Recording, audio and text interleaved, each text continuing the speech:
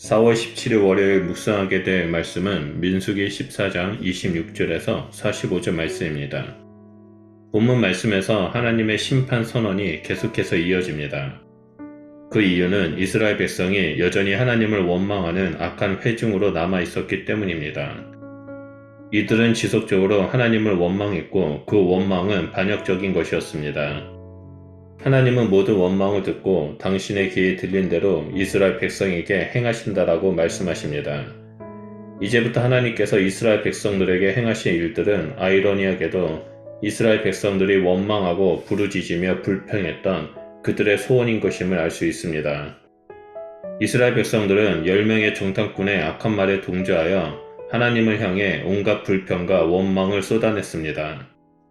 사실상 하나님이 약속하신 땅을 거절하고 반란을 일으킨 것입니다. 이에 대해 하나님은 이스라엘 백성이 광야에서 엎드러질 것이라고 말씀하십니다. 애굽을 떠나 광야에서 하나님의 도우심을 철저하게 경험했지만 불순종과 불신앙으로 인해 백성들에게 광야는 축복과 인도하심이 아니라 심판과 죽음의 장소가 되었습니다. 이 심판에서 예외가 되는 사람은 모세와 아론, 여호수아와 갈렙뿐이었습니다. 결국 출애굽 당시 20세가 넘은 사람들에게는 광야가 무덤이 되겠지만 어린 자녀들은 심판이 유예가 됩니다.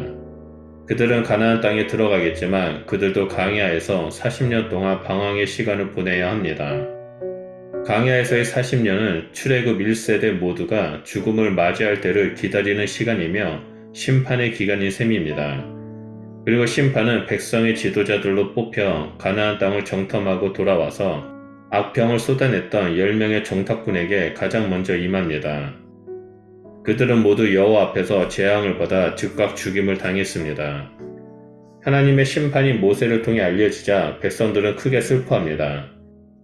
그들은 광야 40년 동안 방황하는 동안 모두가 죽을 것이라는 말씀을 들었고 자신들 앞에서 10명의 정탐꾼이 죽임을 당한 모습을 보면서 문제의 심각성을 충분히 느끼며 스스로 범죄했다라고 고백합니다. 그들이 하나님의 뜻을 깨닫고 자신들의 죄악을 고백하며 회개하는 것이라고 생각할 수 있지만 그들이 진정한 회개를 했는지는 의문입니다. 그들은 입술로는 죄를 인정했지만 광야에서 방황하리라는 하나님의 말씀을 즉각적으로 거부하고 가나안 땅으로 올라가려 했기 때문입니다. 25절에 하나님은 홍해의 길을 따라 광야로 들어가라고 분명히 명령하셨는데도 백성들이 억지로 가나안으로 올라가려고 한 것은 명백하게 말씀을 거역하는 행위였습니다. 그들의 죄악된 습관이 그대로 드러난 것입니다.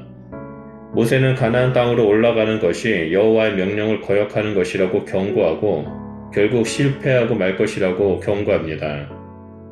그들이 실패할 수밖에 없는 이유는 하나님께서 그들 가운데 함께하지 않으시기 때문입니다. 하지만 이에도 이스라엘 백성들은 순종하지 않습니다.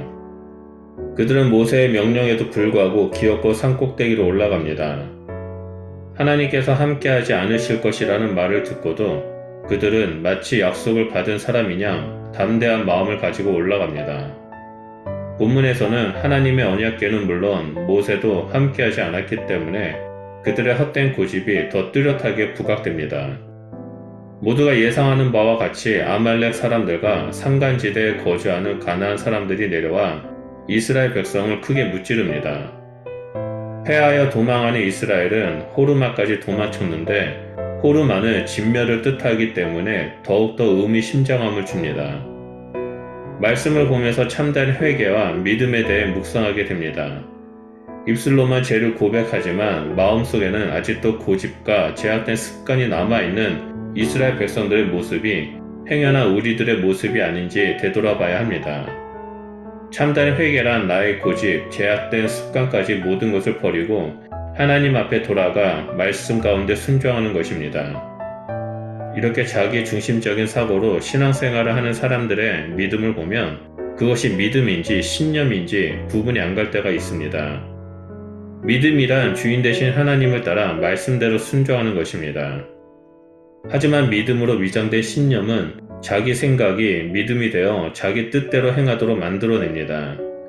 그렇기 때문에 우리는 믿음과 신념을 구별하며 참된 믿음의 길을 들어서야 합니다. 참된 믿음의 길을 들어서는 유일한 길은 온전한 회개를 통해서 이루어집니다.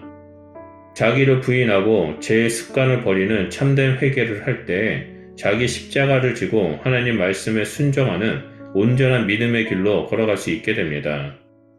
우리는 하루하루 살아갈 때 나의 신념, 나의 생각이 믿음으로 포장되어 살아가는 것들에 대해서 경계하고 오직 말씀 가운데 머물며 말씀을 믿고 순종하고 오직 성령님께서 인도하시는 길을 걸어가는 자가 되어야 합니다. 그럴 때 우리는 성화된 그리스도인 하나님의 거룩한 백성의 삶을 이 땅에서 살아가게 되며 주께서 약속하신 영원한 본향 가운데 들어가게 될 것입니다. 기도하겠습니다. 하나님, 오늘 말씀을 통해서 우리가 이 땅에서 어떻게 살아가야 하는지를 보게 해주셔서 감사드립니다. 우리가 이 땅에서 살아갈 때 나의 생각과 신념, 그러한 것들을 버리고 오직 하나님만을 믿고 하나님 말씀에 순종하며 하나님과 동행하는 삶을 살기 소원하오니 하나님, 우리 가운데 끊임없이 말씀하여 주시고 성령님의 인도하심에 따라 믿음의 길을 걸어가는 자가 될 수 있도록 우리 가운데 함께하여 주시옵소서. 그래서 이 마지막 때 우리에게 영원한 기업을 주실 영원한 본향 천국을 향해 믿음의 길을 걸어가는 주의 백성이 될 수 있도록 우리와 동행하여 주시고 함께하여 주시옵소서. 감사드리며 예수 그리스도 이름으로 기도드립니다. 아멘.